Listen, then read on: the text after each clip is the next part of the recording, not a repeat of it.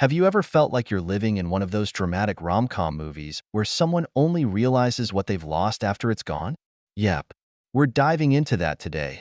Why losing someone can spark some serious self-reflection and, of course, why people suddenly pop back into your life like, hey, stranger. Let's unpack this with some laughs, lessons, and maybe a sprinkle of hope. 1. The breadcrumb trail, unraveling the subtle signals of reconnection. Let's dive deep into what we often overlook but experience frequently, the art of breadcrumbing. You know the drill. A sudden like on your Instagram post from years ago. A saw this and thought of you text out of nowhere. Or a casual comment that feels loaded with subtext. Sound familiar? These are the breadcrumbs. And they're not as random as they might seem. In fact, they're a fascinating reflection of human psychology, emotional vulnerability, and, surprisingly, self-preservation. Why you shouldn't jump to conclusions. Now here's the key. While breadcrumbs can feel like a sign that someone's still interested, they're not always what they seem. Sometimes, these gestures are purely selfish, driven by their need for validation or closure rather than a genuine desire to reconnect. For instance, liking your Instagram post from 2018 might not mean they're sitting at home pining over you. It could simply be a fleeting moment of curiosity or nostalgia. Recognizing this is crucial because it helps you avoid jumping to conclusions or overanalyzing their intentions. The art of handling breadcrumbs. So, what do you do when breadcrumbs come your way? The answer depends on your intentions and emotional state. Here are some tips. Stay cool. Don't let a single like or vague text throw you off balance. Emotional stability is your superpower. Observe. Don't react. Instead of immediately responding, take a step back and assess. Are they consistent in their communication? Or is this a one-off gesture? Set boundaries.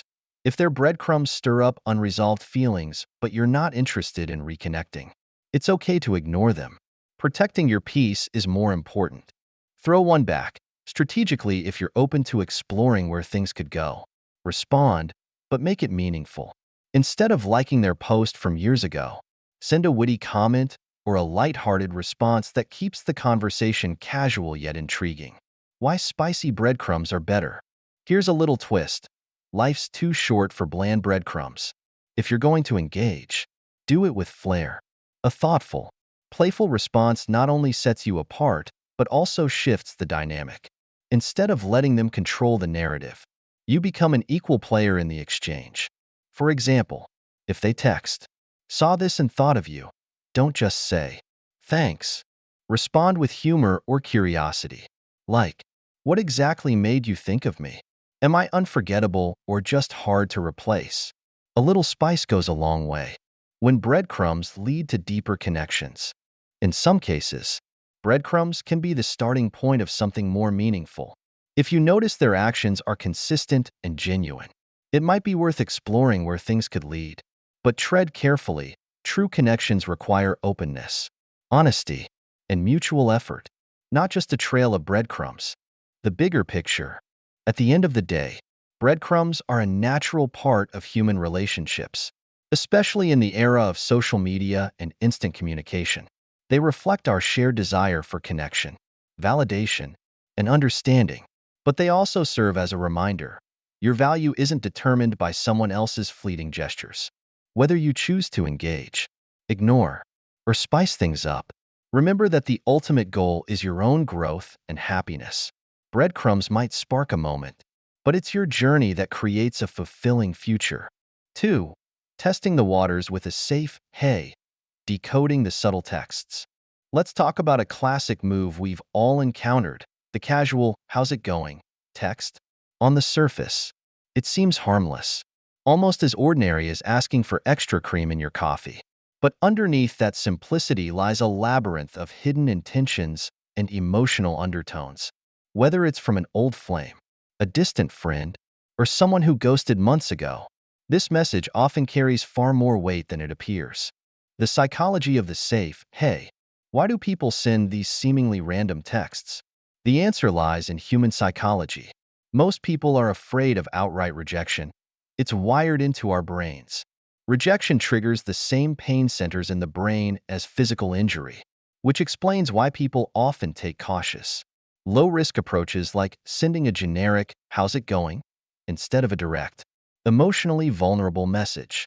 This safe "hey" is essentially a shield, a way for them to test the waters without fully committing to the plunge.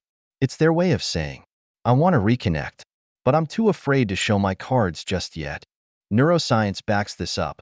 When we anticipate rejection, the brain's amygdala, responsible for processing fear, becomes more active, leading to overly cautious behavior. The casual tone of a "how's it going?" text is a direct result of this fear response. It's a low-stakes way to gauge your reaction. Why it feels so loaded. At first glance, "how's it going?" seems simple, but the reality is that every word, especially in digital communication, can feel magnified. Without tone, body language, or context, texts like this become blank slates for interpretation. Think about it. If it comes from someone you haven't heard from in ages, your brain might start overanalyzing. Why now? What do they want? Is this just a casual check-in? Or is there something more? The ambiguity often drives us to assign meaning where there may not be any, or worse, to resurrect old feelings that were better left in the past. How to respond or not respond. So, what should you do when you receive the infamous "how's it going?" text? It all depends on your feelings, intentions, and emotional boundaries. Here's a guide to help you navigate. Take a moment before responding. Don't let the immediacy of a text pressure you into replying right away. Pause and think. How do you feel about hearing from this person? What do you want from this interaction? If anything, assess their intentions. Is this person genuinely interested in reconnecting? Or are they simply bored, lonely, or seeking validation? Look at their past behavior. Consistency matters. If this is a pattern of random check-ins followed by silence, it might not be worth your energy. Decide what you want. If you're open to reconnecting, keep your response light but genuine. A simple, "Hey, I'm good. How about you?" is enough to keep the conversation flowing without diving too deep too quickly. If you're not interested, be polite but firm. Something like, "Hey, I'm doing well. Thanks for checking in. Hope all's good on your end." Gently signals that you're not looking for a deeper conversation. Set boundaries, if necessary. If this is someone whose presence disrupts your peace, don't hesitate to set clear boundaries. You can even opt not to respond at all. Silence is a powerful response in itself, especially when you're prioritizing your mental health. The science of boundaries. Setting boundaries might feel awkward, but it's essential for your emotional well-being. Studies in psychology show that people who set clear boundaries tend to experience lower stress levels and better relationships overall. Boundaries aren't about shutting people out. They're about protecting your peace and creating space for connections that genuinely add value to your life. Why you shouldn't overanalyze. While it's tempting to dissect every word of a "how's it going?" text, overanalyzing can lead to unnecessary stress. Instead, focus on what you want. This text isn't an obligation. It's an opportunity to either engage or move forward, depending on what serves you best. And here's a fun twist. Sometimes these texts really are just as casual as they seem. Not every breadcrumb or check-in is part of a master plan. People are complex, and sometimes they're just looking for a beat. When to throw the ball back. If you're interested in engaging, don't be afraid to throw the conversational ball back, but do it with intention. Instead of mirroring their vague tone, try adding a bit of personality. "Hey, I'm good. Just living my best life one coffee at a time. I'm doing great. But now you've got me curious. What?" This approach keeps the conversation light but adds a playful twist, showing that you're open but the bigger picture. At the end of the day, a "how's it going?" text is just that, a text. Its meaning is only as significant as you make it. Whether you choose to reconnect, set boundaries, or let it go, the power lies in your hands. Remember, life is too short to overinvest in casual gestures. Focus on building meaningful connections with people who value your time, energy, and presence. So, what's your take on the "how's it going?" text? Have you ever received one that left you overthinking or surprised you in a good way? Drop your thoughts in the comments below, and let's decode this together. 3. Absence and clarity. Here's a fun twist. Absence isn't just about missing someone. It's about seeing everything clearly for the first time. Think about it. Ever given up something, like a job or a hobby, only to realize later how much you actually loved it? The same thing happens in relationships. When someone realizes you're not coming back, it hits them hard. Call it fear. Call it clarity. But don't let it derail your growth. Remember, your life is about you, not about being someone's lesson in self-awareness. 4. When reconnection might work. Now, are there times when getting back together actually works? Sure. If the breakup was due to stress or bad timing, maybe there's hope. I know a couple who broke up over work schedules, ran into each other months later at a party, and now they're married with kids. Cute, right? But if the breakup was due to deeper issues, like trust or values, a second chance might just repeat the heartbreak. Choose wisely. Your heart isn't a boomerang. It doesn't have to keep coming back. 5. Her emotions and your boundaries. Okay, let's break it down.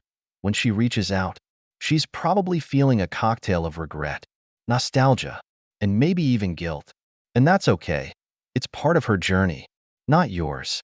As Mark Manson says, people chase closure for themselves, not necessarily for you. So, don't get swept away by someone else's self-discovery. Stay grounded, stay focused, and remember, it's not selfish to prioritize your growth. 6. Your choice, your power. Now, let's imagine she sends you a message. I've been thinking about you. Boom, crossroads moment. Do you walk down memory lane, or do you choose the unknown? Picture this like crossing a bridge. One side is the past, the other is your future. You can't stay in the middle forever. So, ask yourself, what do you want? A recycled connection or a fresh start?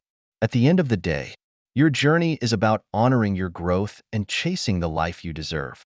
Here's the takeaway. Life's all about growth. Whether you reconnect or move forward, the goal is to be the best version of yourself. If this struck a chord, drop a comment below. I'd love to hear your story. And don't forget, the best connections happen when two whole people come together, not when one is chasing the other. Thanks for watching. And until next time, keep growing, keep glowing,